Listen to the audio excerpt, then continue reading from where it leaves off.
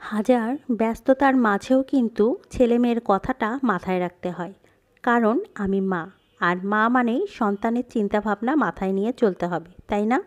আসসালামু আলাইকুম, সবাই কেমন আছেন? আশা করছি সবাই অনেক ভালো আছেন, সুস্থ আছেন।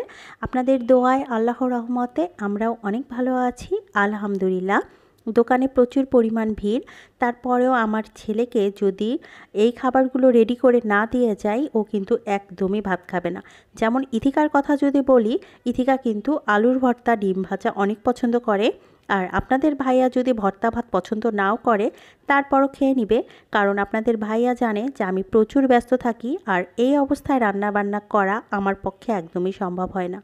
আর আমার ছেলের কথা যদি বলি, আমার ছেলে যে চাপ সৃষ্টি করবে তাও না, হয়তোবা দেখা যাবে বাহিরের খাবার খাবে, অস্বাস্থ্যকর খাবার। আর তা না হলে ছেলে আমার দেখা যাবে বিস্কিট খাবে, টোস্ট খাবে, এই ধরনের খাবারগুলো খেয়ে বসে থাকবে। তাই ভাবলাম যে যেহেতু হাতে সময় না থাকাও, আমি সকালবেলা উঠে একটা মুরগি রেডি করে নিয়ে ভাবলাম যে রান্নাটা করেই রেখে দেই। রান্না যদি করা থাকে, ইথিকা যেহেতু ভাত রান্না করতে পারে, আর রাইস কুকারে ভাতটা বসিয়ে দিলে আমার ছেলেটা অন্ততপক্ষে শান্তি করে ভাত খেতে পারবে। যার কারণে সকাল সকাল এই তো মুরগির মাংস রান্না করতে চলে আসলাম। আর এই দিকে কিন্তু টুকটাক যে ঘরের কাজগুলো আছে সেগুলো আমার ইথিকাই করে নিচ্ছে। আর জানি না কার কি কুনজর পড়েছে আমার দিকে, একমাত্র আল্লাহ মালিক ভালো জানে। এতটা অসুস্থ কেন জানি এবার থাকছি। আর দাঁতের সমস্যা তো ভালো হয়েছে মোটামুটি, যেহেতু দাঁতের ট্রিটমেন্ট চলতেছে। তার পাশাপাশি দেখা যাচ্ছে কালকে রাত থেকে আমার প্রচণ্ড পরিমাণ জ্বর। যেহেতু দোকানেও কাজের চাপ বেশি, আর এর মধ্যে এত পরিমাণ জ্বর এসেছে, জানি না কি করব। শরীরে কোনো কাজেরই আমি এনার্জি পাচ্ছি না, এত অসম্ভব ধরনের মাথা ব্যথা আমার। কিন্তু কোনো কিছুই করার নেই, যেহেতু সামনে ঈদের সিজন আসছে, আর দোকানে তো যেতেই হবে। এটা যদি অন্য কোনো সময় আসতো, তাহলে হয়তোবা ছোটো বোনের আশাতে দোকানের পুরা ভাতটা ছেড়ে দিতাম। আর ঈদের টাইমে যেহেতু প্রচুর পরিমাণ ভিড় থাকে, সেখানে তো দেখা যাচ্ছে যে দুইজনে কাজ করেও কুল পাওয়া যায় না, এত পরিমাণ ভিড় থাকে। আমার জন্য কি আপনারা বেশি বেশি করে দোয়া করছেন কি না বলেন তো?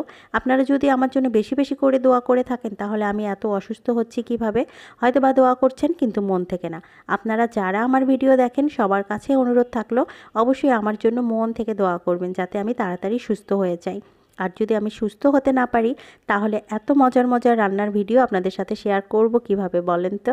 একটু ইয়ার্কি করলাম। আসলে আপনারা তো আমার অনেক কাছের মানুষ, আপনাদের সাথে যেহেতু রেগুলারই ভিডিও শেয়ার করি আর কথা বলি, যার কারণে আপনাদের সাথে একটু ইয়ার্কি করে নিলাম। আর এই দিকে মাংসটা আমি ভালো মতো কষিয়ে নিচ্ছি।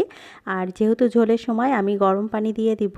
অনেকে কিন্তু এই ব্রয়লার মুরগি রান্না করার সময় দেখা যায় বেশি একটা পানি ইউজ করে না, আমার কাছে কিন্তু তা না। আমি কিন্তু ভালো মতো 2বার কষিয়ে নিয়েছি। আর এই তো এখন 3বারের বার গরম পানি দিয়ে দিচ্ছি। গরম পানি দিলে তরকারির টেস্টটা কিন্তু অসম্ভব ভালো লাগে। যেহেতু আমার জ্বরের মুখ, আমি একটু টেস্ট করে দেখেছি, আমার কাছে তো ভালো লাগেনি। কিন্তু বাসার সবাই খাওয়ার পর বলছে অনেকটাই টেস্ট হয়েছে।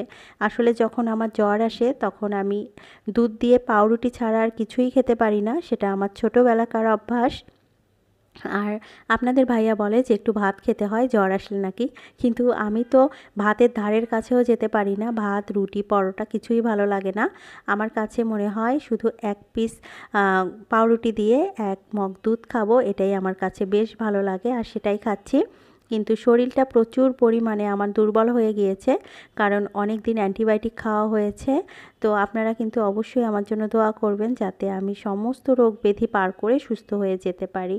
আর এখানে আমার তরকারিটা যেহেতু হওয়ার পথে, আর ভাত এখন বসিয়ে দিব না, যেহেতু প্রচুর সকাল আছে, এখনও নষ্ট হয়ে যাবে। তো ভিডিওটা এই পর্যন্তই শেষ করছি। ভালো থাকবেন সবাই।